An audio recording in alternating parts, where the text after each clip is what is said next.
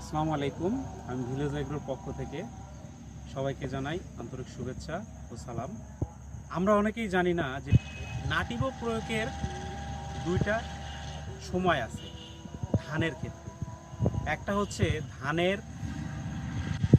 কাস্থরের পরে থোর অবস্থাতে প্রয়োগ করতে হবে এবং পরবর্তীতে ধানের যখন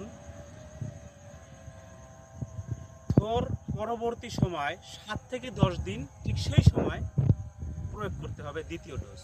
তাহলে অবশ্যই আপনারা ভালো চকচকে সুন্দর ধান পাবেন। আসসালামু আলাইকুম। আমি ভিলেজ এগ্রোর পক্ষ থেকে সবাইকে জানাই আন্তরিক শুভেচ্ছা ও সালাম।